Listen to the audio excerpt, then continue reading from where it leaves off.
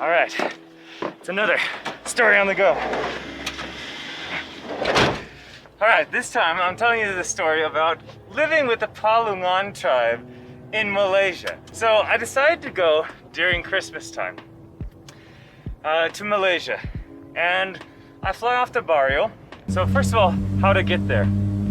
As I said, you fly into Barrio. You go on foot from Barrio through the jungle to the Kelabit people. It's about, if I remember right, about a 4-hour walk through the jungle. And here's the thing.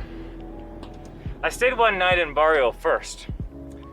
And after I stayed a night in Barrio, they said, we're going to now be walking to the Kelabit people, the PaLungan Tribe. I said, great, this sounds awesome. And so we go. But there was some miscommunication. See you tomorrow? See you tomorrow. I thought that they were going to be like picking me up or something in a vehicle. They said, oh, it's not as long of a walk as usual. They said, don't worry. So we didn't worry. I wore shorts and a t-shirt, everything was fine.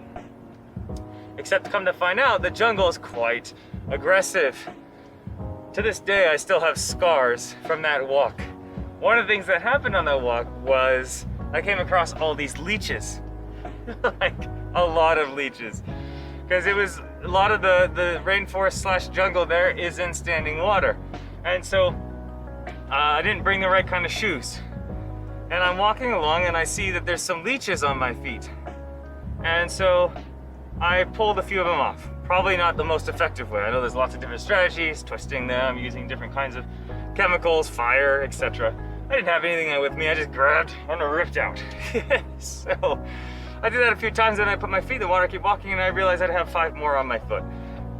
Long story short, I decided to just keep walking through the jungle as is and let them collect on my feet. By the time, 4 hours or so later, when I finally got to the PaLungan Tribe, they were like a sock. The leeches were so many, covering my whole foot, and they were thick and full. They had a good breakfast, that's for sure. So I ripped them out, and you know, actually much later I had some complications with some infections because I had pulled them out wrong, and the particles of their mouth or jaw or something were left in my foot, and it wasn't good. Anyway, spending time with the PaLungan Tribe was amazing. Did this over Christmas. And they're a very religious group. They were, religion was brought to them earlier in the 20th century. And so since then they've been very religious. There's a small group of them.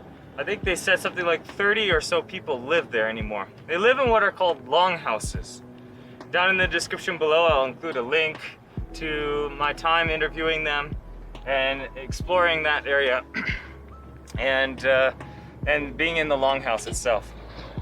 An amazing experience. So, what were some of the highlights of this place? Well, one highlight was that we got to see them bring in from the jungle a boar that they had speared and killed for the tribe. And they put it in a community pot. For those of you who are vegan, vegetarian, I apologize if this is offensive. This is their way of life. This is how they go about things. They aren't causing mass destruction with mass-produced cows or anything like this. They're just going into the jungle and taking what is there available to them. And so, community cauldron, mixing this huge pot over a fire. And yeah, it was amazing, the food. And the experience was just incredible. I got to play sports with them. I got to try my best to communicate. Some of them had a little bit of English. And actually one of them had brought in a hard drive stick and had speakers that they had brought in on a longboat on the river. And they were playing country music. For those of you who know me, I don't like country music. And so I escaped to God knows where on this planet, and there's still country music. So anyway, we were just enjoying. I was relaxing, enjoying with these people, and the meals were interesting. Like I said, the wild boar, chicken feet, all kinds of good spices and the first town I was in, Barrio, they're really known for their rice. The Barrio rice is incredible. This purple rice that's wrapped in a banana leaf. It's incredible, this rice.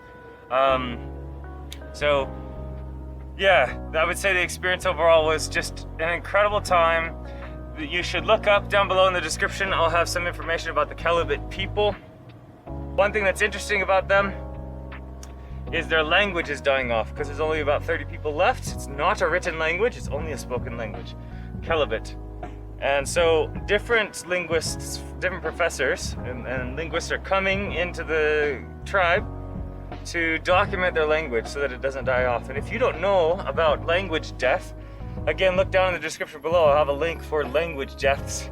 Super interesting, concerning, of course. It's just like so many things in this world where we're losing, whether it's habitat, whether it's wildlife. Language is another thing. Language death is very real. We lose languages all the time. And so it's a very concerning thing that they're trying to preserve in this community. PaLungan Tribe, work through Barrio, the tribe's there, and you can book one of these trips. Lots of opportunities for that in your travels. All right, Traveling Teacher here saying keep traveling and enjoy.